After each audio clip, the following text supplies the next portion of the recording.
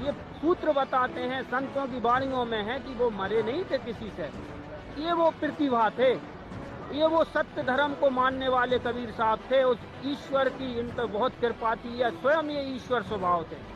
अब देखिएगा, आपको बताते हैं आगे कि यहाँ पे बाबा साहब कह रहे हैं पेज नंबर 145 पे कि मेरे पिताजी अत्यंत धार्मिक प्रवृत्ति के मतलब वृत्ति के इंसान थे। मेरी परवरिश उनके कड़े धार्मिक अनुशासन में हुई थी। मुझे अपने बचपन में पिताजी के धार्मिक जीवन में भी चंद विसंगतियां दिखाई दी। अब कुछ विसंगतियां भी थी पिताजी के जीवन काल में।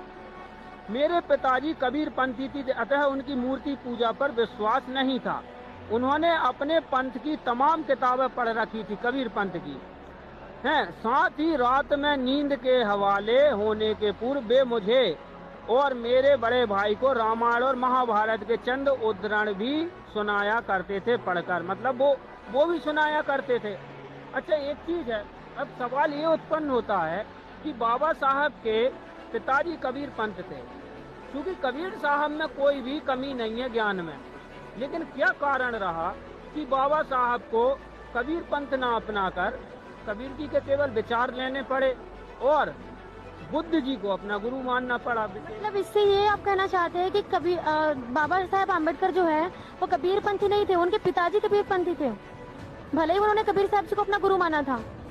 हाँ जी, देखिएगा, बाबा साहब ने कबीर साहब को अपना गुरु माना था, सही है, लेकिन बौद्ध धर्म को उन्होंने स्वीकार किया था। लेकिन वो कबीर जी के जो पंथ है उसको पूरी तरह उन्होंने मतलब स्वीकार नहीं किया।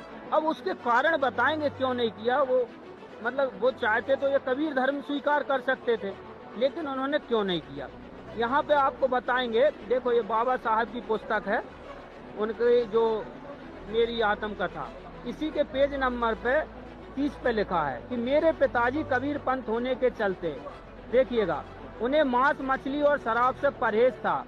यह अलग से बताने की आवश्यकता नहीं है कि वे पक्के शाकाहारी थे। देखो, कबीर मत में शाकाहार बहुत जरूरी है और बुद्ध में भी है। कबीर साहब कहते, कबीर मांस आहारी मानवा और प्रत्यक्ष राक्षस जान, इनकी संगत मत करो, होए भक्ति में हान। कबीर सुरापान मद मांसाहारी है, गमन करे भोगे पर नारी, 70 जन्म कटत ही शीशम, साक्षी साहिब है जगदीशम। कि जो मांसाहार करते हैं, गलत निगाहें रखते हैं और शराब पीते हैं, उनके मतलब 70 जन्मों में उनके शीश काटे जाते हैं, ऐसी उनको